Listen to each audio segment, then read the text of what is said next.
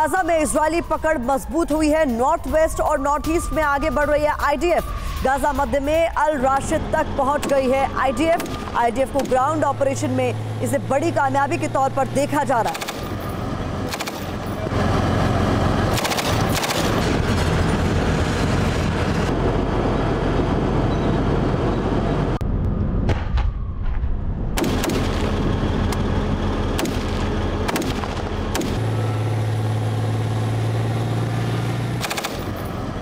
तो ये तस्वीरें तो अब तक हम पहुंचा रहे हैं, लेकिन ये भी देख लेते हैं कि गाजा में इजरायली फोर्स किन किन इलाकों में कहां तक पहुंच चुकी है। तो नक्शे के जरिए आपको समझाने की कोशिश कर रहे हैं, एक मैप आपके सामने रख रहे हैं ताकि आप समझ सके गाजा में कहां तक पहुंच गई आईडीएफ की तस्वीरें आपके सामने हैं। यहाँ पर हम आपको उत्तर पश्चिम गाजा, मध्य गाजा, उत्तर पूर्व गाजा भी नजर आ रहा है। तो अल राशिद स्ट्रीट पर यहाँ पर मौजूदगी बताई जा रही है जहां तक पहुंच चुकी है आईडीएफ। और बेत हानून, ये उत्तर पूर्व गाजा की तरफ बेत हानून में भी आईडीएफ की मौजूदगी है। ऐसे में कहा जा रहा है कि इसे बड़े सफलता के तौर पर देखा जा रहा है, क्योंकि आईडीएफ लगातार अलग अलग इलाकों में पहुंच रही है, अपने ग्राउंड ऑपरेशन को अंजाम दे रही है और उन इलाकों को सैनिटाइज कर उन्हें अपने कब्जे में ले रही है। इस बीच हमारे साथ हमारे दो संवाददाता जुड़ रहे हैं। बता दें, तेल अवीव से हमें ज्वाइन कर रहे हैं मनीष झा और साथ ही साथ विपिन चौबे भी तेल अवीव में ही मौजूद है। एक एक कर मैं दोनों का रुख करूंगी। सबसे पहले मनीष, आपसे जानना चाहूंगी कि इस वक्त ग्राउंड ऑपरेशन की बात करें तो ये कहां तक पहुंचा है और इस वक्त स्थिति किस तरीके की? देखिए, ग्राउंड ऑपरेशन की बात करें तो आज 6 नवंबर को अगर आप देखें तो गाजा स्ट्रिप का, खास करके नॉर्थ गाजा का पूरा इलाका, चाहे आप आसमान से हो या ज़मीन से या समंदर से, वो पूरी तरह से इजरायली डिफेंस फोर्स ने घेर लिया है और अब वो अंदर घुसकर अलग अलग इलाकों में अपने ऑपरेशन को अंजाम दे रही है। हालांकि इस वक्त अगर आप देखें तो आईडीएफ का भी ये मानना है कि अभी टनल वॉरफेयर की जो असली लड़ाई है वो अभी बची हुई है, लेकिन उससे पहले लगातार कल देर रात में भयानक एयर स्ट्राइक किए गए थे और अब आईडीएफ का यह भी कहना है कि ज़्यादातर लोगों को हमने मोहलत दी थी कि आप निकल जाएं यहाँ से, तो वैसी स्थिति में उनके एयर स्ट्राइक आज भी बहुत तेज गति से जारी रहेंगे। और इस बीच आईडीएफ की कोशिश ये है कि हर उस टनल शाफ्ट को जहाँ से कि हमास के लड़ाके निकल कर आईडीएफ पर हमला करते हैं उसको ढूंढ कर चुन कर खत्म किया जाए, ताकि आने वाले समय में जब टनल वॉरफेयर हो तो अचानक कहीं से कोई सरप्राइज गुरिल्ला वॉर का सामना आईडीएफ को ना करना पड़े। Important point Manish. और इस बीच चूंकि विपिन ने भी हमें ज्वाइन किया हुआ, विपिन ये समझना चाहेंगे क्योंकि लगातार हमले इजराइल पर भी किए जा रहे हैं और आयरन डोम लगातार उन्हें नाकाम करने की कोशिश भी कर रहा है, जहां आप इस वक्त मौजूद है वहां का सूरत हाल क्या है? देखिए, मैं कल से लेकर आज तक लेबनान की बॉर्डर पर, सीरिया के बॉर्डर पर और खुद तेल अवीव जो सबसे बड़ा शहर है यहाँ का और सबसे ज़्यादा रिहाइश वाला शहर है, वहाँ पर मैं मौजूद हूँ।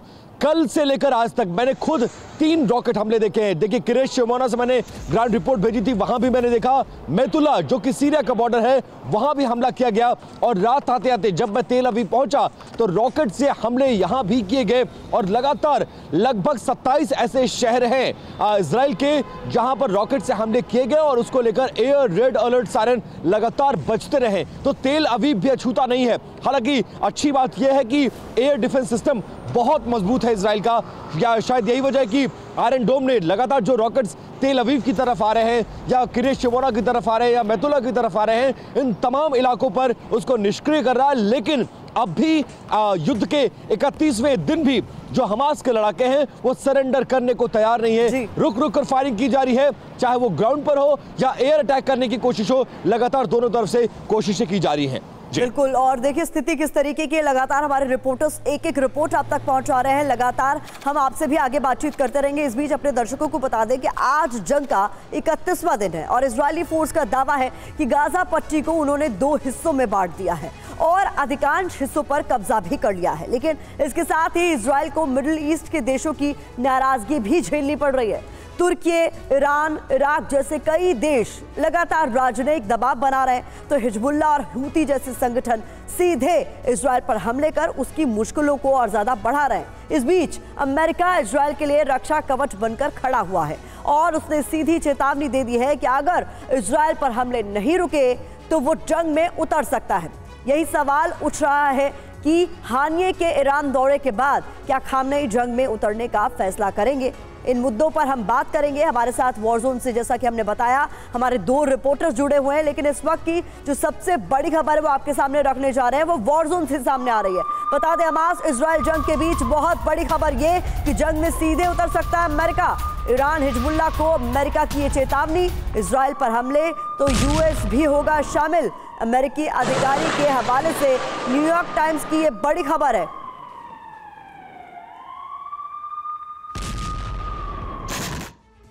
अब आपको ये समझना होगा कि आखिरकार अमेरिका ने ये चेतावनी क्यों दी है। तो आपको बता दें, क्योंकि 7 अक्टूबर के हमले के बाद से अमेरिका पूरी तरह से इजराइल के साथ खड़ा है, इसलिए जानकार उसे इजराइल का आयरन डोम भी कह रहे हैं, क्योंकि रक्षा कवच तो वो बना हुआ है। इजराइल का आयरन डोम अमेरिका, बड़ा सवाल है। इसके 10 सबूत क्या सामने आ रहे हैं ये देखिए। अमेरिका ने भूमध्य सागर में 10 वॉरशिप तैनात की, ये पहला सबूत।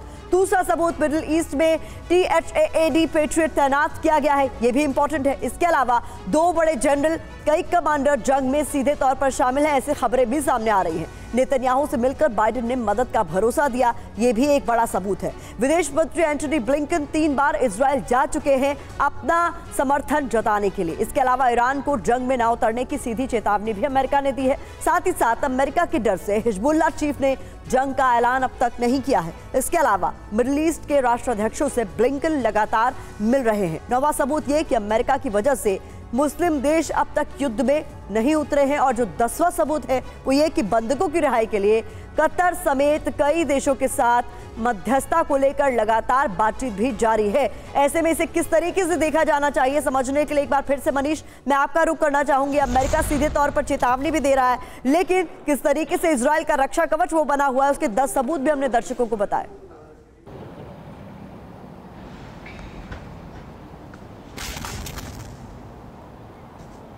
देखिए, ये बात तो सच है कि अमेरिका इजराइल के लिए रक्षा कवच है, बल्कि आयरन डोम का आपने जिक्र किया कि क्या अमेरिका इजराइल के लिए आयरन डोम है। तो मैं बताऊं कि कल रात जब तेल अवीव में रॉकेट से हमले हुए थे तो उस वक्त आयरन डोम का एक रॉकेट मिसफायर हो गया था और फिर वो आयरन डोम का रॉकेट तेल अवीव में ही गिर गया।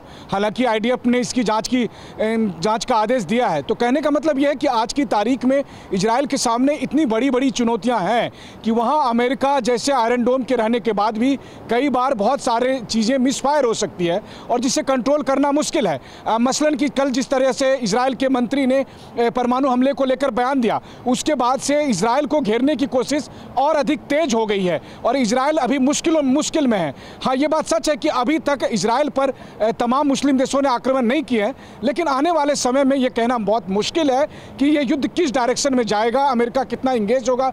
वैसे तो अमेरिका के डेल्टा फोर्स और तमाम सैनिक से लेकर तमाम युद्धपोत सब कुछ यहाँ पर मौजूद ही हैं, तो डायरेक्टली ना सही इनडायरेक्टली तो अमेरिकन सैनिक यहाँ लड़ नहीं रहे हैं, बल्कि अमेरिका के बहुत सारे ट्रूप्स जो हैं वो गाजा पट्टी में मौजूद होकर उस ऑपरेशन में शामिल है। वो कहते हैं कि हम बंधकों को रिहा कर रहे हैं, लेकिन उस ऑपरेशन में भी शामिल है। और ये भी सच है कि मनीष, अगर अमेरिका सीधे तौर पर शामिल हो जाएगा तो वर्ल्ड वॉर 3 का आगाज हो जाएगा और ये किसी के लिए भी अच्छी खबर नहीं होगी। इस बीच अगली बड़ी खबर आपको बता दें, जहां तुर्की पहुंचे हैं अमेरिकी विदेश मंत्री एंटनी ब्लिंकन। हाकन फिदान से एंटनी ब्लिंकन की मुलाकात हुई है। इजराइल हमास जंग को लेकर दोनों के बीच बातचीत। इजराइल के खिलाफ हमलावर है तुर्की, ऐसे में इस मुलाकात के मायने बहुत महत्वपूर्ण हो जाते हैं। हाकन फिदान से एंटनी ब्लिंकन की मुलाकात हुई है। इजराइल हमास जंग को लेकर दोनों के बीच बातचीत हुई। तो इधर अमेरिका ने एक तरफ सीधी सीधी धमकी दे दी है, वहीं अमेरिकी विदेश मंत्री लगातार मिडिल ईस्ट के नेताओं से मुलाकात कर रहे हैं। अमेरिकी विदेश मंत्री का मिडिल ईस्ट दौरा, इसे समझिए, लेबनान के PM से मिले ब्लिंकन। नजीब मिकाती से जॉर्डन की राजधानी अम्मान में उनकी मुलाकात हुई। लेबनान की दक्षिणी सीमा पर गोलीबारी पर चिंता उनकी तरफ से जाहिर की गई। इसके अलावा हिजबुल्लाह को भी जंग में शामिल होने से रोकने पर बातचीत हुई है। इसके बाद फिलिस्तीन के राष्ट्रपति से भी एंटनी ब्लिंकन की मुलाकात हुई है। मुलाकात में महमूद अब्बास ने सीजफायर पर जोर दिया। अब्बास ने कहा कि अमेरिका सीजफायर कराए। अब्बास ने यह भी कहा कि गाजा पर शासन का फैसला जंग के फैसले का एक हिस्सा होगा। रामल्ला के बाद एंटनी ब्लिंकन बगदाद पहुंचे, जहां इराक के प्रधानमंत्री से उनकी मुलाकात हुई। इस मुलाकात में ब्लिंकन ने कहा कि संघर्ष बढ़ने से बचना होगा, इराक में अमेरिकी लोगों पर हमले रोके जाएं, इराक समर्थित आतंकियों के हमले मंजूर नहीं है, यह भी साफ किया गया। हमले के लिए जिम्मेदार लोगों की पहचान हो। साथ ही साथ अब तुर्की के विदेश मंत्री से मिल रहे हैं एंटनी ब्लिंकन। सवाल उठता है कि इस मुलाकात में दोनों नेताओं के बीच क्या बातचीत होगी? क्या इजराइल के साथ तनाव कम करा पाएंगे ब्लिंकन? ये बहुत बड़ा सवाल है जिसका जवाब हर कोई जानना चाहता है। इस बीच बड़ी खबर आपको बता दें, इजराइल पर भड़का हिजबुल्ला, हमलों की कीमत चुकानी होगी, ये हिजबुल्ला की तरफ से कह दिया गया। आम लोगों पर हमले बर्दाश्त नहीं किए जाएंगे। IDF के हमले में 3 बच्चों की मौत हो गई। आपको बता दें, बच्चों की मौत पर हिजबुल्ला भड़क गया है और उसकी तरफ से कह दिया गया है कि इन हमलों की कीमत चुकानी होगी। इस बीच विपिन चौबे हमारे साथ जुड़े, उनका मैं रुख करना चाहूंगी। विपिन, एक तरफ हमास बड़ा चैलेंज बना हुआ है तो दूसरी तरफ हिजबुल्ला, और अब तो हिजबुल्ला की तरफ से लगातार चैलेंज भी किया जा रहा है IDF को। या बिल्कुल, ये दूसरा वॉर फ्रंट है जो इजराइल के लिए मुसीबत बन सकता है। और आपने देखा कि शुक्रवार को कैसे हिजबुल्ला का चीफ नसरुल्लाह बॉर्डर पर पहुंचा, हालांकि छुपकर ही भाषण दिया, लेकिन उसने अपने इरादे साफ कर दिए कि इस पूरे युद्ध में वो फिलिस्तीन के साथ है। अगर कल की बात करें, कल मैंने लेबनान बॉर्डर पर लगभग प्रतिमा 6 घंटे बिताए हैं। इन 6 घंटों में मैंने महसूस किया कि तनाव बहुत ज्यादा है, और खुद वीडियो जारी कर लेबनान ने बताया कि किस तरह से इजरायली डिफेंस फोर्स उसके एरिया में अतिक्रमण कर रहा है, ड्रोन से नजर रखने की कोशिश कर रहा था और ऐसे एक ड्रोन को मार गिराने का दावा किया और उसका वीडियो साक्ष्य भी पेश किया। और इसके साथ साथ उसने यह भी स्वीकारा कि हम इजरायली क्षेत्र में आकर अतिक्रमण जो हमारे क्षेत्र में वो इजरायली डिफेंस फोर्स के द्वारा किया जा रहा था, हम उसका जवाब दे रहे हैं और हम हमले कर रहे हैं। तो दोनों तरफ से वार पलटवार का दौर जारी है और लेबनान के जो इरादे हैं वो ये बताता है कि आने वाले दिनों में युद्ध बढ़ेगा, तनाव बढ़ेगा और युद्ध का एरिया भी और बड़ा हो सकता है। और ये किसी के लिए भी अच्छी बात नहीं, अच्छी खबर नहीं होगी। बहुत शुक्रिया। बुलेट प्रूफ जैकेट पहनकर इराक पहुंचे एंटनी ब्लिंकन, कड़ी सुरक्षा के बीच पहुंचे थे बगदाद। इराकी प्रधानमंत्री से मिले एंटनी ब्लिंकन। तस्वीरें आपके सामने हैं। अमेरिकी बेस पर हमले रोकने की अपील भी उनकी तरफ से की गई है। अमेरिकी लोगों पर हमले मंजूर नहीं है, ये भी ब्लिंकन ने साफ कर दिया अपने इस दौरे में। इराकी PM से मिले हैं एंटनी ब्लिंकन और बुलेट प्रूफ जैकेट पहने हुए नजर आए।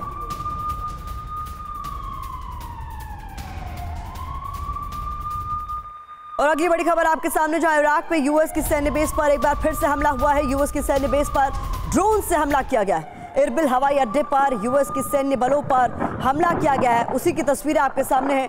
इस्लामिक रेजिस्टेंस फोर्स ने यह निशाना साधा। एक और बड़ी खबर आपके सामने, जहां रात में 3 अमेरिकी बेस पर हमले की खबर सामने आ रही है। इराक और सीरिया में US के बेस पर हमला हुआ है। एयरबेस पर रात में 2 ड्रोन से हमले किए गए। अमेरिका ने कहा हमले बर्दाश्त नहीं किए जाएंगे। तस्वीरें आपके सामने। तो एक तरफ इराक में एंटनी ब्लिंकन की मौजूदगी है, इस बीच अमेरिकी बेस पर हमले की खबर सामने आ रही है। कुछ जानकारी आपके सामने जल्दी से हम रख देते हैं।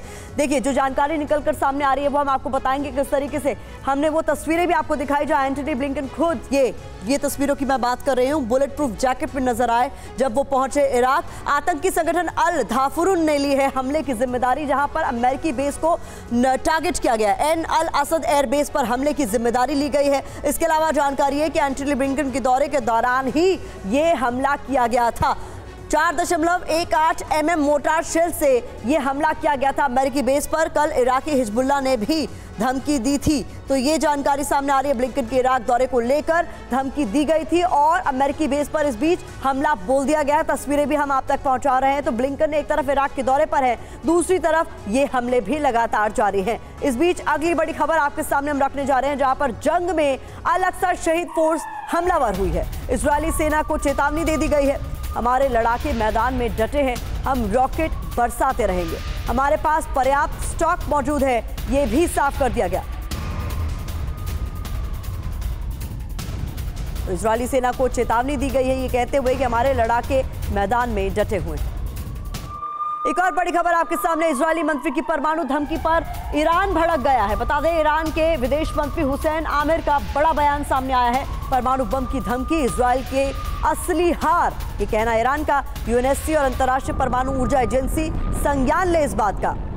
तो UNSC IAEA इजराइल पर कड़ी कार्रवाई करे, ये मांग कर दी गई है। नरसंहार की पूरी जिम्मेदारी अमेरिका की है। तो परमाणु धमकी पर ईरान ने मोर्चा खोल दिया और इसको लेकर जानकारी आपके सामने ये कि ईरान के जो विदेश मंत्री हैं उन्होंने क्या कहा ये जान लीजिए। गाजा पट्टी पर एटमी हमला भी एक विकल्प है। ईरान के विदेश मंत्री ने क्या कहा ये हम आपको बता रहे हैं। परमाणु बम की धमकी इजराइल की असली हार है। इसके अलावा महत्वपूर्ण जानकारी है, इजराइल के मंत्री ने कहा आबादी किसी आइलैंड या रेगिस्तान में जाए तो उधर ईरान की तरफ से बयान आया। यूएनएससी और अंतर्राष्ट्रीय परमाणु ऊर्जा एजेंसी इसका संज्ञान ले।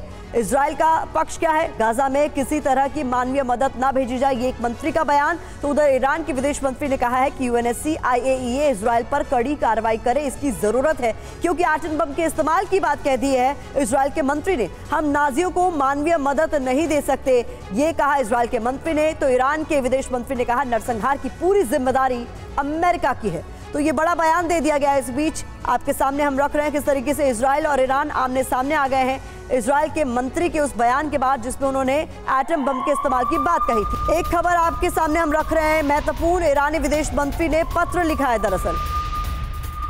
तो ईरान विदेश मंत्री ने ब्रिक्स देशों से अपील की है, गाजा में जंग रोकने के लिए अपील की गई है। भारत से भी सक्रिय भूमिका निभाने की अपील की गई है।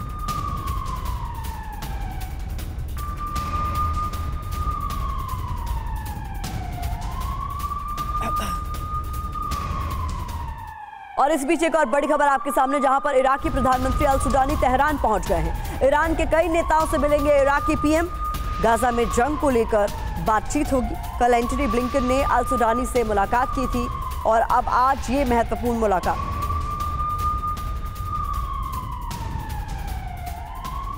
तो ईरान पहुंचे इराकी पीएम के दौरे को लेकर फिर से सुगबुगाहट तेज हो गई है क्योंकि इजराइल के खिलाफ दोनों देश मुखर हैं और दोनों देशों के लोगों में इजराइल को लेकर बेहद नाराजगी है। ऐसे में सवाल ये उठने लगा है कि क्या अमेरिका की चेतावनी के बावजूद ईरान जंग में उतरेगा। तो कुछ जानकारी आपके सामने जल्दी से रख देते हैं। पहली वजह की अगर बात करें तो तेहरान पहुंचा तालिबानी डेलीगेशन, ये पहली वजह मानी जा रही है।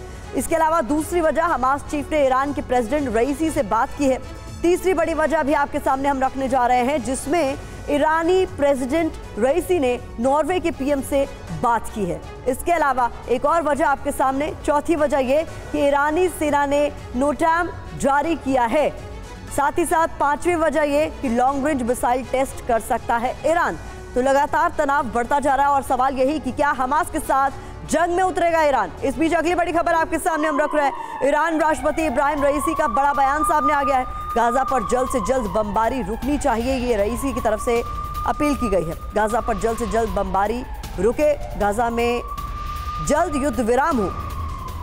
गाजा पर हमले में अमेरिकी जो है वो इजराइल की मदद कर रहे हैं, ये भी रईसी की तरफ से कह दिया गया। अमेरिकी मदद की वजह से ही इजराइल और ज्यादा हमलावर है। इजराइल के सभी समर्थक गाजा पर अत्याचार में शामिल हैं, ये कहना रईसी का। चुनावी रेस में बाइडेन का ग्राफ गिरा, ये खबर सामने आ रही है। 5 अहम राज्यों में बाइडेन से आगे हैं ट्रंप। तो जंग से बाइडेन की लोकप्रियता को नुकसान पहुंचाएगी, ये खबर सामने आ रही है। बाइडेन को दूसरा टर्म मिलने पर सवाल उठ रहे हैं। इस वक्त दो मोर्चों पर दुनिया में जंग चल रही है, रशिया यूक्रेन का युद्ध और दूसरी तरफ इजराइल और हमास के बीच जंग लड़ी जा रही है। इस बीच ये बड़ी खबर सामने आई है जहां चुनावी रेस में बाइडेन का ग्राफ गिरा है।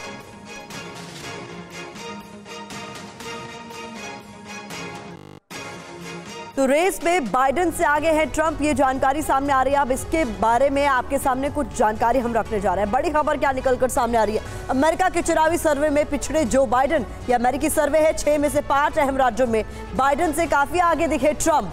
इजराइल हमास जंग इसके पीछे बड़ी वजह मानी जा रही है, बाइडेन के पिछड़ने के पीछे। साथ ही साथ दूसरा, रूस यूक्रेन के बीच भी वॉर चल रही है। इसके अलावा माइग्रेशन पॉलिसी को लेकर भी घिरे हुए हैं बाइडेन। आर्थिक स्थिति को लेकर भी उन पर सवाल उठ रहे हैं। बड़ा सवाल, क्या डोनाल्ड ट्रंप फिर से अमेरिका के राष्ट्रपति बन सकते हैं, क्योंकि लोकप्रियता का ग्राफ तो उनका आगे ही है। आइए देखते हैं कि चुनावी लिहाज से अमेरिका के 5 बड़े स्टेट्स में दोनों के समर्थन का जो प्रतिशत है वो क्या कहता है। जानकारी आपके सामने हम रख रहे हैं। बाइडेन पर किस तरीके से ट्रंप भारी है। राज्य की बात करें तो ट्रंप को समर्थन, बाइडेन को समर्थन को लेकर जो जानकारी हम रख रहे हैं। नेवादा की बात करें तो 52% ट्रंप का समर्थन कर रहे हैं और 41% बाइडेन का। इसके अलावा जॉर्जिया की बात करें तो 49% ट्रंप का समर्थन कर रहे हैं, 43% बाइडेन का। इसके अलावा अलावा एरिजोना में भी 49% ट्रंप आगे है और 44% के साथ बाइडेन पीछे हैं।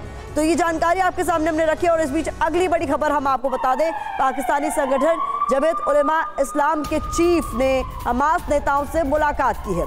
कतर में हमास नेता इस्माइल हानिया से उन्होंने मुलाकात की है। तस्वीरें आपके सामने हैं। हमास के पूर्व चीफ खालिद बेशाल से भी मुलाकात की गई है। कतर के गल्फ स्टेट में ये मुलाकात हुई है।